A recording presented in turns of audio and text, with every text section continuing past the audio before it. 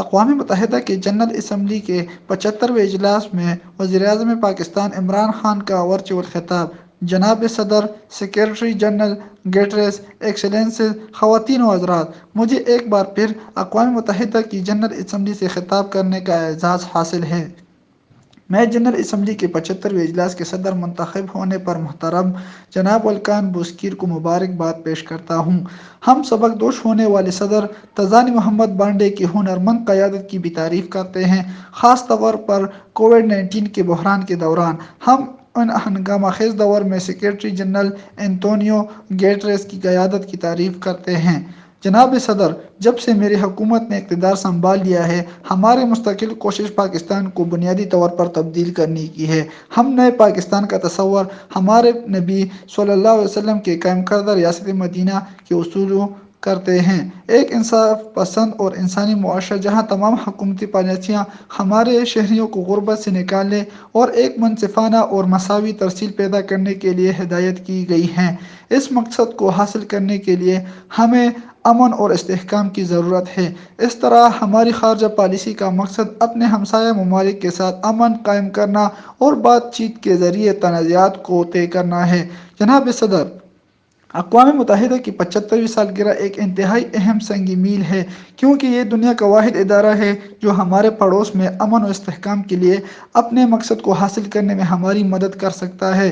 ہمارے لیے یہ بھی غور کرنے کا وقت آ گیا ہے کہ آیا اقوام متحدہ کی حیثیت سے ہم اپنے عوام سے اجتماعی طور پر کیے گئے وعدے کا ادراک کرنے میں کامیاب رہے ہیں یا نہیں؟ آج عالمی آرڈر کی بنیاد ایک طرفہ طاقت کا استعمال یا خطرہ، لوگوں کو خود مختاری، ریاستوں کی خود مختاری، مساوات اور علاقائی سالمیت، ان کے اندرونی معاملات میں عدم مداخلت، بین الاقوامی تعاون، یہ تمام نظریات منظم طریقے سے مٹائے جا رہے ہیں، بین الاقوامی معاہدوں کی دھجیاں اڑائی جا رہی ہیں اور ایک طرف رکھی جا رہی ہیں۔ نئی طاقت کے حامل رقابتیں اسلحے کی ایک نئی دوڑ کا باعث ہیں، تنازعات پھیلاؤ اور شدت اختیار کر رہے ہیں، فوجی قبضے اور غیر قانونی قبضے انسانوں کے حق خوداریت کو دبا رہے ہیں۔ معزز پروفیسر نوم چومسکی کے بقول گزشتہ صدی میں پہلی اور دوسری عالمی جنگ سے پہلے کے مقابلے میں انسانی ذات کو ایٹمی جنگ، آب و ہوا کی تبدیلی اور بدقسمتی سے آمرانہ حکومتی کے عروج کی وجہ سے اب زیادہ خطرات لاحق ہیں۔ ہمیں اس طرح کی تباہی کی روک تھام کے لیے اکٹھے ہونا چاہیے۔ ہم سمجھتے ہیں کہ بین الاقوامی تعلقات میں محرک قوت بین الاقوامی قانون کے اصولوں کے مطابق ہونا چاہیے، محض آرائی اور طاقت کا نہیں۔ ہم سب کو باہمی طور پر کثیر الجہتی کے لیے اپنی حمایت کی توثیق کرنی ہوگی۔ جناب صدر، کووڈ-19 وبائی مرض نے انسانیت کی وحدانیت کی مثال دی ہے۔ ہماری باہم جڑی ہوئی دنیا میں جب تک ہر شخص محفوظ نہیں، کوئی بھی محفوظ نہیں ہے۔ وبائی بیماری پر قابو پانے کے لیے تالہ بندی نے پچھلی صدی میں عدم استحکام کے بعد بدترین کساد بازاری کا باعث بنا ہے۔ اس نے جہاں سب سے زیادہ نقصان غریب ترین ممالک کو پہنچایا، وہاں غریب بھی نقصان پہنچایا ہے۔ پاکستان میں ہمیں اس بات کا آغاز ہی سے احساس ہوا تھا کہ اگر ہم نے ایک سخت لاک ڈاؤن نافذ کر دیا، جس نوعیت متعدد مضمون ممالک نے عائد کی ہے، تو اس وائرس سے زیادہ لوگوں کی بھوک سے موت ہو جاتی۔ لہٰذا ہم نے اسمارٹ لاک ڈاؤن کی پالیسی اپنائی، جبکہ وائرس کے ہاٹ اسپاٹ پر توجہ مرکوز کرتے ہوئے ہم نے فوری طور پر اپنے زرعی شعبے کو کھول دیا اور اس کے بعد تعمیراتی شعبے کو، جس میں زیادہ تر لوگوں کو ملازمت ملی۔ اسی وقت مالی رکاوٹوں کے باوجود میری حکومت نے صحت کی خدمات کے لیے غیر معمولی $8 بلین مختص کیا، غریب ترین اور انتہائی کمزور گھرانوں کی امداد کے لیے احساس پروگرام کے ذریعے براہ راست نقد ادائیگی کی اور چھوٹے کاروباروں کو سبسڈی دی۔ اگرچہ ابتدا میں ہی ہمارے اسمارٹ لاک ڈاؤن پر شدید تنقید کی گئی، لیکن اللہ تعالیٰ کا شکر ہے کہ ہم نہ صرف وائرس پر قابو پا سکے بلکہ اپنی معیشت کو مستحکم کیا۔ لیکن سب سے اہم بات یہ ہے کہ ہم معاشرے کے غریب ترین طبقے کو لاک ڈاؤن کے بدترین زوال سے بچانے میں کامیاب رہے۔ آج وبائی مرض کو قابو کرنے اور اس کا جواب دینے میں پاکستان کی کامیابی کو کامیابی کی داستانوں میں پیش کیا جاتا ہے، تاہم ہم اب بھی جنگل سے باہر نہیں ہیں، جیسا کہ آج کوئی ملک جنگل سے باہر نہیں ہے۔ جناب صدر، یہ بات ابتدا ہی سے واضح تھی کہ ترقی پذیر ممالک کو کووڈ بحران سے نمٹنے کے لیے مالی معاونت کی ضرورت ہوگی۔ قرض کی امداد ایک بہترین طریقہ ہے، لہٰذا اپریل کے شروع میں ترقی پذیر ممالک کے لیے اس مالی جگہ کو بنانے کے لیے میں نے قرض امداد سے متعلق عالمی اقدام کا مطالبہ کیا۔ ہم G20 کے سرکاری قرض معطلی کے اقدام اور IMF، world bank, Asian development bank اور اقوام متحدہ کی ایجنسیوں کے ذریعے پیش کردہ ہنگامی اور تیز مالیات کی تعریف کرتے ہیں، تاہم یہ کافی نہیں۔ IMF نے اندازہ لگایا ہے کہ ترقی پذیر ممالک کو اس بحران سے نمٹنے کے لیے $2.5 ٹریلین سے زیادہ کی ضرورت ہوگی۔ سرکاری قرض معطلی میں توسیع اور توسیع کی ضرورت ہوگی۔ قرضوں سے نجات کے اضافی اقدامات کی بھی ضرورت ہوگی۔ کثیر الجہتی ترقیاتی بینکوں کو مناسب مالی آمد کو یقینی بنانا چاہیے۔ امیر ممالک نے اپنے ردعمل کو بحالی کی مالی اعانت کے لیے $10 کروڑ سے زیادہ رقم حاصل کی ہے۔ انہیں ترقی پذیر دنیا کے لیے کم از کم $500 بلین کے خصوصی ڈرائنگ رائٹس بنانے کی حمایت کرنی چاہیے۔ جناب صدر، گزشتہ سال جنرل اسمبلی سے اپنے خطاب میں نے اس زبردست نقصان کو اجاگر کیا تھا جو ترقی پذیر ممالک سے مالدار ممالک تک غیر قانونی مالی بہاؤ اور غیر ملکی ٹیکس پناہگاہوں کے سبب بنتا ہے۔ اس سے ترقی پذیر ممالک کی غربت ہوتی ہے۔ انسانی ترقی کے لیے استعمال ہونے والے رقم کو بدعنوان اشرافیہ کے ذریعے استعمال کیا جاتا ہے۔ زر مبادلہ کے نقصان سے کرنسی کی قدر میں کمی واقع ہوتی ہے، جس کے نتیجے میں مہنگائی اور غربت ہوتی ہے۔ بوجھل طریقہ کار کے پیش نظر چوری شدہ ان وسائل کو واپس کرنے کی جستجو تقریباً ناممکن ہے۔ مزید یہ کہ منی لانڈرنگ کرنے والے طاقتوروں کے پاس بہترین وکلاء تک رسائی ہے، اور افسوس کی بات یہ ہے کہ چونکہ وہ فائدہ اٹھانے والے ہیں، اس جرائم پیشہ سرگرمی کو روکنے کے لیے دولت مند ممالک میں سیاسی وسعت کا فقدان ہے۔ جناب صدر، اگر اس رجحان کو دور نہیں کیا جاتا تو یہ امیر اور غریب ممالک کے مابین عدم مساوات کو دور کرتا رہے گا اور آخر کار ہجرت کے مسئلے سے کہیں زیادہ بڑے عالمی بحران کو جنم دے گا۔ جب دولت مندوں کو اور ان کی لوٹی ہوئی دولت اور اپنے فرد کو تحفظ فراہم کرتے ہیں تو امیر ریاستیں انسانی حقوق اور انصاف پر قائم نہیں رہ سکتی۔ اینٹی منی لانڈرنگ اور انسدادی دہشت گردی سے متعلق مالی اعانت کے مضبوط نظام موجود ہیں۔ میں اس اسمبلی سے مطالبہ کرتا ہوں کہ وہ غیر قانونی مالی بہاؤ کو روکنے اور چوری شدہ دولت کی جلد وطن واپسی کو یقینی بنانے کے لیے عالمی فریم ورک کی تشکیل کے لیے کوششوں میں پیش قدمی لائیں۔ یہ سمجھنا ضروری ہے کہ مالدار ممالک سے ترقی پذیر دنیا کو پہنچنے والی امداد ہمارے بدعنوان اشرافیہ کے بڑے پیمانے پر بہہ جانے کے مقابلے میں کم ہے۔ جناب صدر، اس سال مجھے آب و ہوا کی تبدیلی کی وجہ سے بنی نوع انسان کو لاحق خطرے کا اعادہ کرنا ہوگا۔ آسٹریلیا، سائبیریا، کیلیفورنیا، برازیل میں غیر متوقع آگ، دنیا کے مختلف حصوں میں بے مثال سیلاب اور ریکارڈ درجہ حرارت، یہاں تک کہ آرکٹک سرکل میں۔ اس سے ہم سب کو اپنی آنے والی نسلوں کے لیے پریشان ہونا چاہیے۔ پیرس معاہدے کے ذریعے کیے گئے وعدوں کو پورا کرنا ہوگا، خاص طور پر سالانہ $100 ارب موسمیاتی رقم کے طور پر متحرک کرنے کے عزم کا۔ کاربن کے اخراج میں پاکستان کی شراکت کم ہے، لیکن یہ ان ممالک میں سے ایک ہے جو موسمیاتی تبدیلیوں میں سے سب سے زیادہ متاثر ہوا ہے۔ اس کے باوجود ہم نے آب و ہوا کی تبدیلی کو عالمگیر ذمہ داری سے نمٹنے پر غور کرتے ہوئے اس کی قیادت کرنے کا فیصلہ کیا ہے۔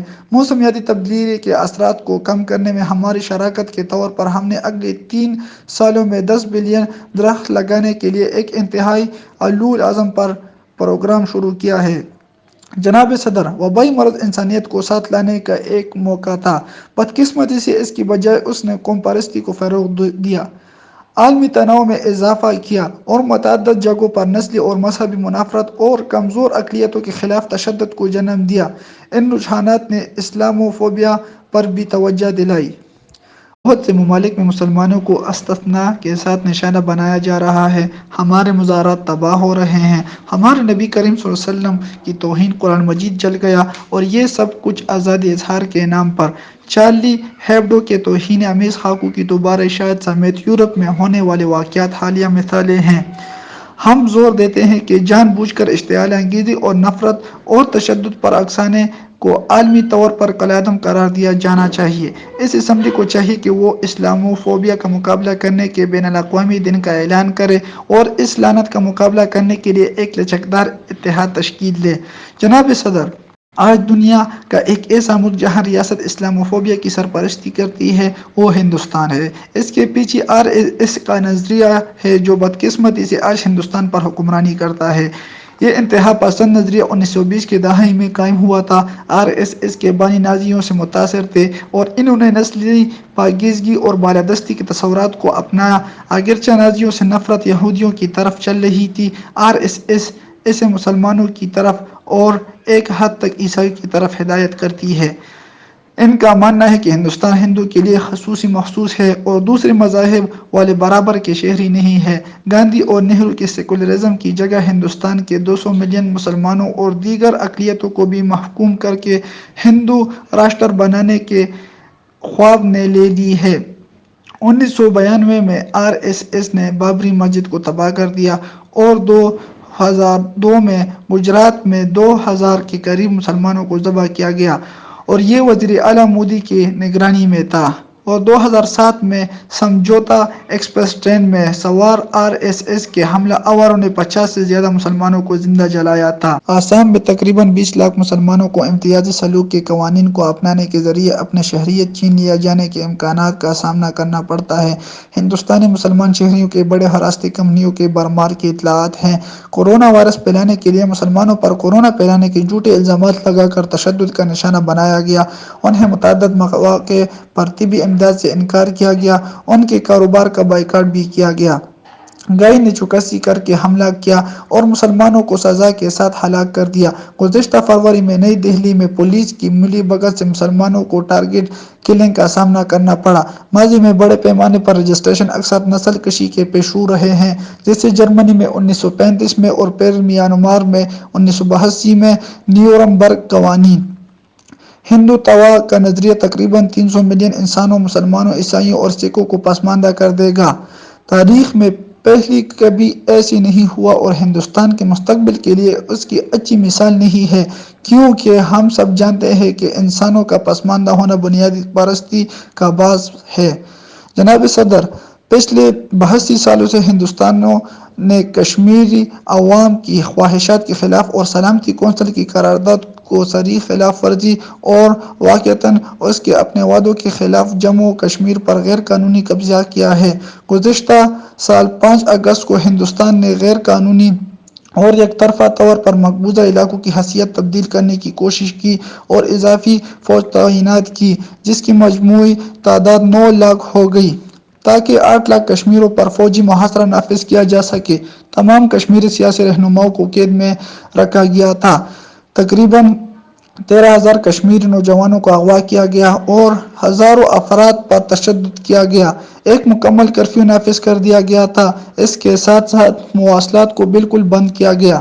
بھارتی قابض فورسز نے پرامن مظاہرین کے خلاف پیلٹ گنوں سمیت بری طاقت کا استعمال کیا ہے، اجتماعی سزائیں عائد کی، جن میں پورے علاقوں کی تباہی شامل ہے، اور غیر قانونی طور پر سینکڑوں بے گناہ نوجوان کشمیریوں کو جعلی مقابلوں میں قتل کیا، یہاں تک کہ ان کی لاشوں کو تدفین کے حوالے کرنے سے انکار کر دیا۔ کشمیری میڈیا اور آواز اٹھانے کا حوصلہ رکھنے والے سخت قوانین کے استعمال کے ذریعے منظم طریقے سے ہراساں اور ڈرایا جا رہا ہے۔ یہ سب اقوام متحدہ کے انسانی حقوق کے high commission, human rights council کے خصوصی نمائندوں کے رابطوں، انسانی حقوق اور سول سوسائٹی کی تنظیموں کے بیانات کی دستاویزات میں اچھی طرح سے دستاویزی شکل میں موجود ہے۔ عالمی برادری کو ان سنگین خلاف ورزیوں کی تحقیقات کرنی چاہیے اور ریاستی دہشت گردی اور انسانیت کے خلاف سنگین جرائم میں ملوث بھارتی سول اور فوجی اہلکاروں کے خلاف مکمل سزا دیے جانے کے ساتھ ان کے خلاف قانونی چارجوئی کی جانی چاہیے۔ جناب صدر، اس وحشیانہ مہم کا مقصد وہ کچھ مسلط کرنا ہے جسے RSS بی جے پی حکومت نے خود جموں کشمیر کے لیے حتمی حل کہا ہے۔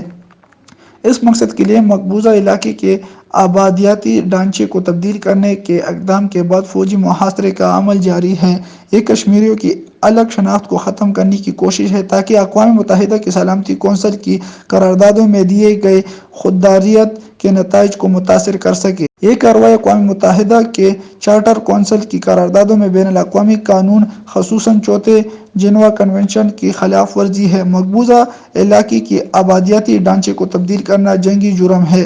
جناب صدر، بہادر کشمیری عوام کبھی بھی بھارتی قبضے اور جبر کے مقابلے میں سر نہیں جھکائیں گے۔ ان کی جدوجہد دیسی ہے، وہ ایک منصفانہ مقصد کے لیے لڑ رہے ہیں اور نسل در نسل ہندوستانی قبضے سے خود کو چھڑانے کے لیے اپنی جانیں قربان کر رہے ہیں۔ حکومت پاکستان اور عوام اپنے حق خودارضیت کے لیے جائز جدوجہد میں اپنی کشمیری بھائیوں اور بہنوں کے شانہ بشانہ کھڑے اور ان کی حمایت کے لیے پرعزم ہے۔ جناب صدر، ہندوستان کے مقبوضہ جموں کشمیر میں اس کی غیر قانونی کارروائی اور مظالم سے توجہ ہٹانے کے لیے بھارت ایٹمی پروگرام بنانے جانے والے اسٹریٹجک ماحول میں پاکستان کے خلاف فوجیوں کو تیز کرنے کا خطرناک کھیل کھیلا جا رہا ہے۔ لائن آف کنٹرول اور ورکنگ باؤنڈری کے ساتھ مسلسل بھارتی اشتعال انگیزی اور سیز فائر کی خلاف ورزیوں معصوم شہریوں کو نشانہ بناتے ہوئے بھی پاکستان نے زیادہ سے زیادہ اجتناب سے کام لیا ہے۔ ہم نے عالمی برادری کو ہندوستان کی طرف سے غلط فہمی کا شکار کرنے والے جھوٹی آپریشنز کے بارے میں مستقل طور پر حساس کیا ہے۔ میرے والدین جناب صدر نوآبادیاتی ہندوستان میں پیدا ہوئے تھے اور میں اس پہلی نسل میں سے تھا جو آزاد پاکستان میں پروان چڑھا۔ میں یہ واضح کرنا چاہتا ہوں کہ فاشسٹ غاصب RSS کی زیر قیادت ہندوستانی حکومت کی طرف سے پاکستان کے خلاف جارحیت کرنے کی کسی بھی کوشش کا مقابلہ ایک ایسی قوم سے ہوگا جو آخر تک اس کی آزادی کے لیے لڑے گا۔ جناب صدر، جموں کشمیر کے تنازع کو بین الاقوامی قانونی جواز کی بنیاد پر حل ہونے تک جنوبی ایشیا میں پائیدار امن و استحکام نہیں ہوگا۔ کشمیر کو بجا طور پر ایک جوہری فلیش پوائنٹ کے طور پر بیان کیا گیا ہے۔ سلامتی کونسل کو ایک تباہ کن تنازع کو روکنے اور اپنی اپنی قراردادوں پر عمل درآمد محفوظ بنانا ہوگا، جیسا کہ مشرقی تیمور کے معاملے میں ہوا تھا۔ گزشتہ سال میں کونسل نے جموں کشمیر کی صورتحال پر 3 بار غور کیا ہے۔ اس پر عمل درآمد کے لیے مناسب کارروائیاں کرنا ضروری ہے۔ اسے کشمیریوں کو بھارت کی طرف سے جاری نسل کشی سے بچانے کے لیے بھی اقدامات کرنا ہوں گے۔ پاکستان نے ہمیشہ پرامن حل طلب کیا ہے۔ اس مقصد کے لیے ہندوستان کو لازمی طور پر 5 اگست 2019 سے شروع کیے گئے اقدامات کو بازیافت کرنا چاہیے، فوجی محاصرے اور انسانی حقوق کی دیگر پامالیوں کو ختم کرنا چاہیے اور جموں کشمیر کے تنازع کو اقوام متحدہ کی سلامتی کونسل کی قراردادوں کشمیری عوام کی خواہشات کے مطابق حل کرنے پر متفق ہونا چاہیے۔ جناب صدر، ہمارے خطے میں قیام امن کے لیے پاکستان کی خواہش افغانستان میں سیاسی حل کو فروغ دینے کی ہماری کوششوں میں بھی عیاں ہے۔ میں نے گزشتہ 2 دہائیوں کے دوران مستقل طور پر برقرار رکھا ہے کہ افغانستان میں کئی دہائیوں پرانے تنازع کا کوئی فوجی حل نہیں ہے۔ آگے بڑھنے کا واحد راستہ ایک سیاسی تصفیہ تھا جس میں افغانستان کے سیاسی اداروں کا پورا طموح شامل ہے۔ پاکستان نے اس عمل کو پوری طرح سہولت فراہم کی جس کا اختیار 19 فروری 2020 کو امریکہ اور طالبان کے معاہدے پر ختم ہوا۔ پاکستان کو دلی خوشی ہے کہ اس نے اپنی ذمہ داری کو پورا کر دی۔ افغان رہنماؤں کو اس تاریخی موقع پر فائدہ اٹھانا ہوگا اور اپنے جنگ زدہ ملک میں مفاہمت اور امن کی بحالی کے لیے اس موقع کو استعمال کرنا چاہیے۔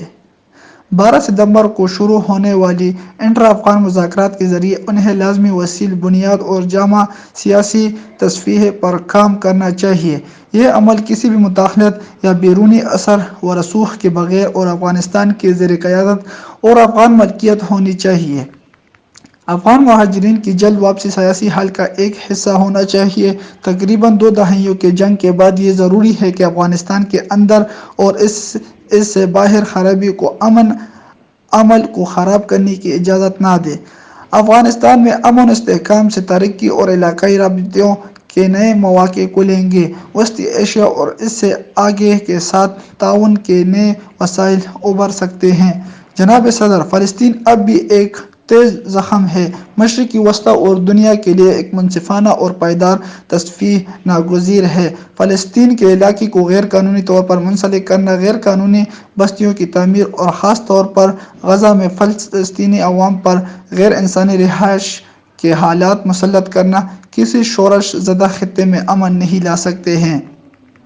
اقوام متحدہ کی جنرل اسمبلی اور سلامتی کونسل کی قراردادوں کے مطابق بین الاقوامی سطح پر متفقہ پیرامیٹر 1967 سے پہلے کی سرحدوں اور القدس شریف کے متفق اور آزاد فلسطین کی دارالحکومت کے طور پر پاکستان دو ریاستوں کے حل کی حمایت کرتا ہے۔ جناب صدر، بین الاقوامی تنازعات کو سنبھالنے، امن و سلامتی کو فروغ دینے، مساوی ترقی کو فروغ دینے اور عالمی مسائل کو حل کرنے میں اقوام متحدہ اجتماعی کارروائی کا بہترین جائز مقام ہے۔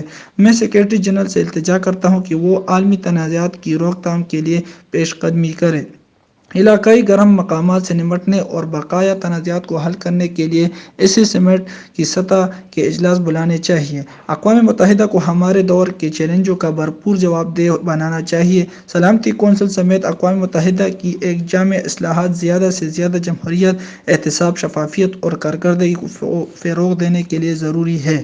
پاکستان اس عمل میں بڑھ چڑھ کر حصہ لیتے ہوئے اور دوسرے ممبر ممالک کے ساتھ مل کر ایک ایسی دنیا کی تعمیر کے لیے کوشاں رہے گا جہاں تنازع کو کالعدم قرار دیا گیا ہو اور امن و سلامتی کے حالات میں سب کے لیے مساوی خوشحالی ہو۔ میں آپ کا شکریہ ادا کرتا ہوں۔